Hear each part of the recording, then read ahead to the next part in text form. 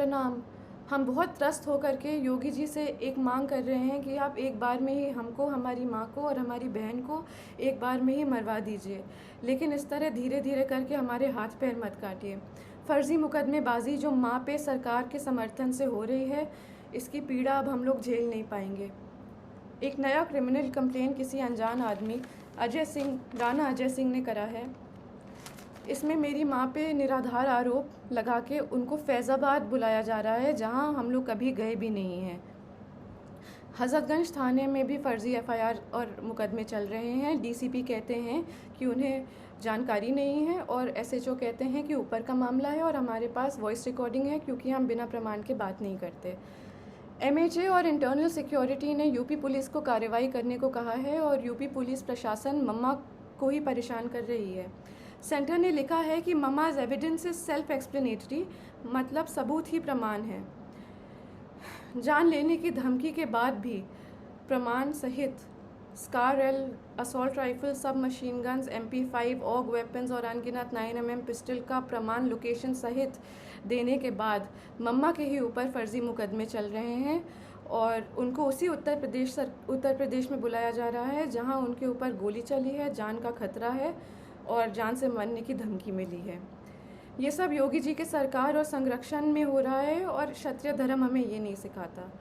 Centre से जांच के ऑर्डर को लेने के बाद योगी सरकार और यूपी पुलिस प्रशासन मम्मा को चुप कराने के लिए उनके ऊपर फ़र्ज़ी कंप्लेन मुकदमे लगा करके उनको वहीं बुला रही है।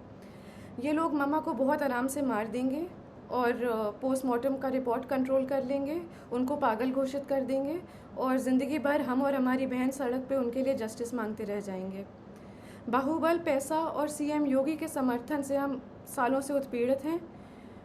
डोमेस्टिक वायलेंस में मम्मा के रिब्स तोड़कर लंग्स में खून चला गया था।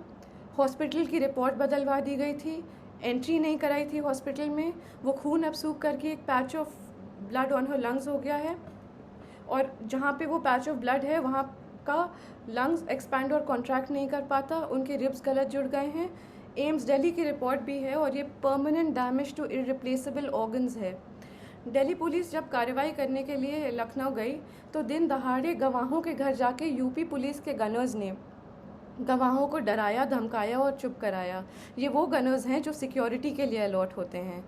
ऐसे खतरनाक प्रमाण देने के बाद भी यूपी पुलिस का रवैया ये है और मम्मा पे अत्याचार ज़ोर शोर से है, कार्रवाई शून्य।